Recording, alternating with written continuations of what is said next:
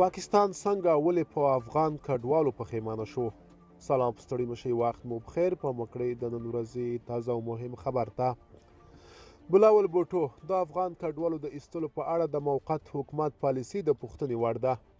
د پاکستان د بهرنیو چارو پخوانی وزیر او د پیلز ګوند مشر بلاول بوټو د افغان کډوالو په اړه د پاکستان د موقت حکومت پر پالیسۍ د نیوکو په ترڅ کې ویلي باید د ملکي افغانانو او ترهګرو ترمنځ توپیر وشي.